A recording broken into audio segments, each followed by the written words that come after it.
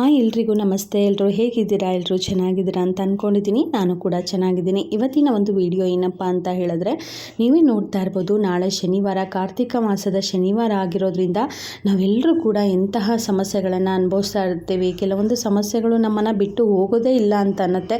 ಅಂಥ ಸಮಸ್ಯೆಗಳಿಗೆ ತುಂಬ ದಿವಸದಿಂದ ನಮಗೆ ಸಮಸ್ಯೆಗಳು ಕಾಡಿಸ್ತಾ ಇರುತ್ತೆ. ಈಗ ಸಮಸ್ಯೆಗಳು ಅಂದರೆ ಮನುಷ್ಯನಿಗೆ ಒಂದಲ್ಲ ಒಂದು ರೀತಿಯಲ್ಲಿ ಬಂದೇ ಬರುತ್ತೆ. ಆರೋಗ್ಯ ಸಮಸ್ಯೆ ಇರ್ಬೋದು, ಹಣಕಾಸಿನ ಸಮಸ್ಯೆ ಇರ್ಬೋದು, ಮನೆಯಲ್ಲಿ ಕಿರಿಕಿರಿ ಇರ್ಬೋದು, ಜಗಳಗಳಿರ್ಬೋದು, ಹಾಗೆ ಕೌಟುಂಬಿಕ ಕಲಹಗಳಿರ್ಬೋದು, ಗಂಡ ಹೆಂಡತಿ ಒಂದು ವಿರಸ ಇರ್ಬೋದು, ಅಥವಾ ಗಂಡ ಹೆಂಡತಿ ಒಂದು ವಿರಹ ವೇದನೆಯನ್ನು ಅನುಭವಿಸ್ತಾ ಇರ್ಬೋದು, ಮಕ್ಕಳ ಭಾಗ್ಯ ಇಲ್ಲದೆ ಇರುವಂಥವ್ರು ಇರ್ಬೋದು. ನಾನಾ ರೀತಿ ಸಮಸ್ಯೆಗಳಿರುತ್ತೆ. ಕೈಗೆ ಏನೇ ಒಂದು ದುಡಿಮೆ ಮಾಡ್ತೀವಿ ಅಂದರೂ ಕೂಡ ಕೈಗೆ ಹತ್ತುತ್ತಿರಲ್ಲ. ಕೈಗೆ ಒಂದು ಬಂದು ಸೇರೋಂಥ ಹಣ ಅದು ಯಾವ ರೀತಿ ಖರ್ಚಾಗುತ್ತೆ ಅನ್ನೋದು ಗೊತ್ತಿರೋದಿಲ್ಲ.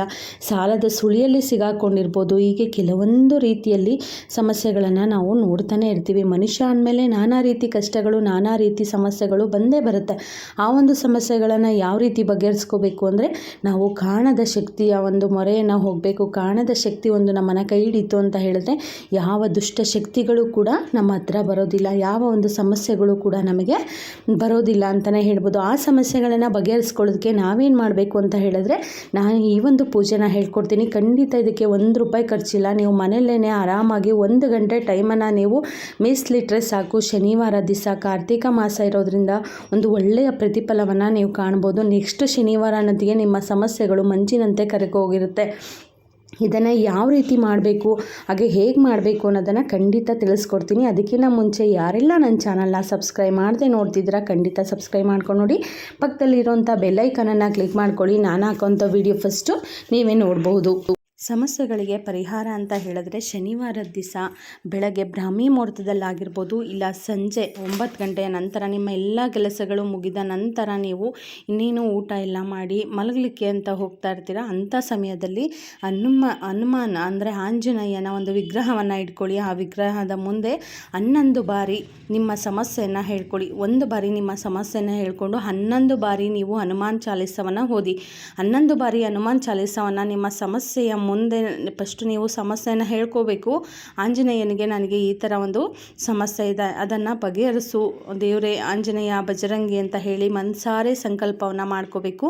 ಸಂಕಲ್ಪವನ್ನು ಮಾಡಿಕೊಂಡು ಒಂದು ವಿಳೆದೆಲೆಯನ್ನು ಆಂಜನೇಯನ ಮುಂದೆ ಇಡಬೇಕು. ಒಂದು ವಿಳೆದೆಲೆಯನ್ನು ಇಟ್ಟು ನೀವು ಮನಸಾರೆ ಇದನ್ನು ಬೇಡ್ಕೊಳ್ಳಿ, ಸಂಕಲ್ಪವನ್ನು ಮಾಡ್ಕೊಳ್ಳಿ. ವಿಳೆದೆಲೆಯನ್ನು ಕೈಯಲ್ಲಿಟ್ಕೊಂಡು ಸಂಕಲ್ಪವನ್ನು ಮಾಡ್ಕೊಳ್ಳಿ. ಸಂಕಲ್ಪವನ್ನು ಮಾಡ್ಕೊಂಡು ನಂತರ 11 ಬಾರಿ ಹನುಮಾನ್ ಚಾಲೀಸವನ್ನು ಓದಿ.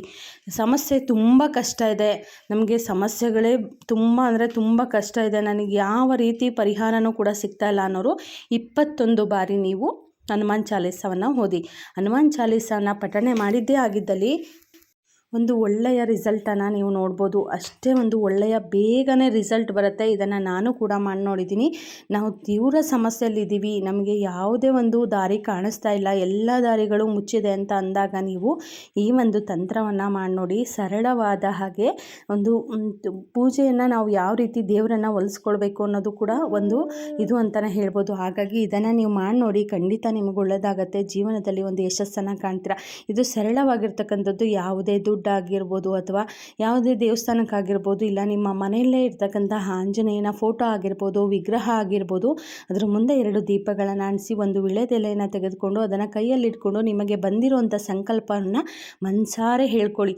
ಆ ದೇವ್ರ ಹತ್ರ ಹೇಳ್ಕೊಂಡಾಗ ದೇವರು ಯಾರಿಗೂ ಕೂಡ ಹೇಳೋದಿಲ್ಲ, ಯಾವ ಒಂದು ಇದನ್ನು ಕೂಡ ಮಾಡೋದಿಲ್ಲ. ನಮಗೆ ಅಸ್ತು ಅಂದಾಗ ಆ ಭಗವಂತ ನಮ್ಮನ್ನು ಕೈ ಹಿಡಿದಾಗ ಯಾರ ಒಂದು ಶಕ್ತಿನೂ ಕೂಡ, ಯಾವ ಒಂದು ಮನುಷ್ಯನೂ ಕೂಡ ನಾವು ನಂಬೋದಕ್ಕೆ ಹೋಗಬಾರ್ದು. ದೇವರು ಕೈ ಹಿಡ್ದ ಅಂತ ಹೇಳಿದ್ರೆ ನಮ್ಮ ಎಲ್ಲ ಒಂದು ಸಮಸ್ಯೆಗಳು ಕೂಡ ಅಷ್ಟೇ ವೇಗವಾಗಿ ಬಗೆಹರಿಯುತ್ತೆ ಅಂತಲೇ ಹೇಳ್ಬೋದು. ಹಾಗಾಗಿ ನಾವು ದೇವರ ಮೊರೆಯನ್ನು ಹೋದಷ್ಟು ನಮಗೆ ಶಕ್ತಿ ಜಾಸ್ತಿ ಆಗುತ್ತೆ, ನಮಗೆ ಒಂದು ದುಡಿಯುವಂತಹ ಒಂದು ಯುಕ್ತಿ ಬರುತ್ತೆ ಅಂತಲೇ ಹೇಳ್ಬೋದು. ಯಾವ ಒಂದು ಸಮಸ್ಯೆಗಳು ಕೂಡ ನಮ್ಮ ಜೀವನದಲ್ಲಿ ಉಳಿಯೋದಿಲ್ಲ. ಮನುಷ್ಯ ಅಂದಮೇಲೆ ಸಮಸ್ಯೆಗಳು ಸಾವಿರಾರು. ಹಾಗಂತ ನಾವು ಕೈ ಕೊಟ್ಕೊಂಡು ಕೂತ್ಕೊಂಡು ಸಮಸ್ಯೆಗಳೇ ಇದೆ ಅಂತ ತಲೆ ಮೇಲೆ ಕೈ ಹೊತ್ಕೊಂಡು ಕೂತ್ಕೊಂಡ್ರೆ ಯಾವ ಸಮಸ್ಯೆಗಳು ಆಗಿರೋದಿಲ್ಲ. ಆ ಸಮಸ್ಯೆಗಳಿಗೆ ಆಗಿಂದಾಗೇ ಪರಿಹಾರನ ಹುಡ್ಕೊಂಡಾಗ ಮಾತ್ರ ನಮ್ಮ ಜೀವನದಲ್ಲಿ ನಾವು ಒಂದು ಯಶಸ್ಸನ್ನು ಕಾಣಲಿಕ್ಕೆ ಸಾಧ್ಯ ಆಗುತ್ತೆ. ಕೆಲವೊಬ್ಬರು ಏನೋ ಒಂದು ನಂಬಿ ಒಂದು ಬಿಸ್ನೆಸ್ಸನ್ನು ಮಾಡ್ತಾ ಇರ್ತಾರೆ, ಆದರೆ ಯಾವುದು ಕೂಡ ಕೈ ಹಿಡಿಯೋದಿಲ್ಲ. ಕೆಲವೊಂದು ಸಲ ನಮ್ಮ ದಾರಿಗಳೆಲ್ಲನೂ ಕೂಡ ಮುಚ್ಚಿದೆ ಅಂದಾಗ ಕಾಣದ ಶಕ್ತಿ ಒಂದು ಕೈ ಹಿಡಿಯುತ್ತೆ ಅಂತ ಹೇಳ್ತೀವಿ. ಹಾಗಾಗಿ ಈಗ ಕಲ್ಲು ಕೆತ್ತಿದಾಗ್ಲೇ ಅದೊಂದು ಸುಂದರವಾದ ಶಿಲೆ ಆಗೋದು, ಅದು ಹುಳಿಪೆಟ್ಟನ್ನು ತಿಂದಾಗ್ಲೇ ಅದು ಶಿಲೆಯಾಗಿ ದೇವರಿಗೆ ನಾವು ದೇವರು ಅಂತ ಕೈ ಮುಗಿಯೋದು ಅಲ್ವಾ. ಹಾಗೆಯೇ ನಾವು ಕೂಡ ಕೆಲವೊಂದು ಸಮಸ್ಯೆಗಳನ್ನು ಎದುರಿಸಿದಾಗ್ಲೇ ನಾವು ಆವಾಗಲೇ ನಾವು ಒಂದು ಒಳ್ಳೆಯ ಸಾಧನೆಯತ್ತ ನಾವು ದಾರಿ ತೋರಿಸ್ಕೊಳ್ಳೋದು ಅಂತ ದಾರಿ ಮಾಡ್ಕೊಳ್ಳೋದು ಅಥವಾ ಯಶಸ್ಸಿನ ದಾರಿಯನ್ನು ಹಿಡಿಯೋದು ಅಂತ ಹೇಳ್ತೀವಿ. ಹಾಗಾಗಿ ದೇವರನ್ನು ನಂಬಿದವರಿಗೆ ಆ ದೇವರು ಯಾವತ್ತೂ ಕೂಡ ಮೋಸ ಮಾಡೋದಿಲ್ಲ. ಯಾವತ್ತೂ ಸ್ವಲ್ಪ ತಡ ಆಗ್ಬೋದು ಅಷ್ಟೇ, ಆದರೆ ನಮ್ಮ ಯಶಸ್ಸು ಮಾತ್ರ ಖಂಡಿತ ಆಗೇ ಆಗುತ್ತೆ. ಹಾಗಾಗಿ ದೇವರನ್ನು ನಾವು ಯಾವ ರೀತಿಯಾಗಿ ನಂಬ್ತೀವೋ ಅದೇ ರೀತಿಯಾಗಿ ದೇವರು ಕೂಡ ನಮಗೆ ಅಷ್ಟು ಅಂತ ಅಂದೇ ಅಂತಾರೆ. ಹಾಗಾಗಿ ಸ್ವಲ್ಪ ಕಾಯಬೇಕು ಅಷ್ಟೇ. ಕಾಯೋದ್ರಿಂದ ನಮ್ಮ ಜೀವನದಲ್ಲಿ ಒಂದು ದೊಡ್ಡ ಮಟ್ಟದಲ್ಲಿ ಯಶಸ್ಸನ್ನು ನೋಡ್ಬೋದು. ನಾನು ಹೇಳ್ತಿರೋದು ಇಷ್ಟೇ, ಸರಳವಾದ ಉಪಾಯಗಳನ್ನು ಮಾಡ್ಕೊಳ್ಳಿ. ತುಂಬಾ ಆ ಮಂತ್ರ ಈ ತಂತ್ರ, ಆ ಸ್ವಾಮೀಜಿ ಹೇಳಿದ್ರು ಈ ಸ್ವಾಮೀಜಿ ಹೇಳಿದ್ರು, ಆ ದೇವರು ಅದನ್ನು ಹೇಳ್ತು ಈ ದೇವರು ಇದನ್ನು ಹೇಳ್ತು, ಸುಮ್ಮನೆ ಡೊಂಗಿ ಸ್ವಾಮೀಜಿಗಳನ್ನು ನಂಬೋದಕ್ಕೆ ಹೋಗಬೇಡಿ. ದೇವರು ಅನ್ನೋನು ನಮ್ಮಲ್ಲೇ ಇದ್ದಾನೆ, ನಮ್ಮ ಒಂದು ಶಕ್ತಿಲೇ ಇದ್ದಾನೆ, ನಮ್ಮ ಒಂದು ಮನಸ್ಸಲ್ಲೇ ಇದ್ದಾನೆ. ನಾವು ಅದನ್ನು ಕಂಟ್ರೋಲ್ಗೆ ತೆಗೆದುಕೊಂಡು ನಾವು ಭಕ್ತಿಯಿಂದ ಪ್ರಾರ್ಥನೆ ಮಾಡಿ ನಮ್ಮ ಮನಸ್ಸಲ್ಲಿರುವಂತಹ ಸಂಕಲ್ಪಗಳನ್ನು ದೇವರ ಮೂರ್ತಿಯ ಮುಂದೆ ಇಟ್ಟು ಹೇಳಿದಾಗ ನಮ್ಮ ಮನಸ್ಸು ಕೂಡ ಶಾಂತವಾಗುತ್ತೆ, ಹಗುರವಾಗುತ್ತೆ. ಆ ಸಮಸ್ಯೆಗಳಿಗೆ ಪರಿಹಾರ ಅನ್ನೋದು ನಮ್ಮಲ್ಲೇ ಇರುತ್ತೆ. ಆ ದೇವರು ಯಾವುದಾದ್ರೂ ಒಂದು ರೂಪದಲ್ಲಿ ನಮಗೆ ಸಮಸ್ಯೆಗಳನ್ನು ಹರಿಸ್ತಾನೆ ಅಂತ ಹೇಳ್ಬೋದು.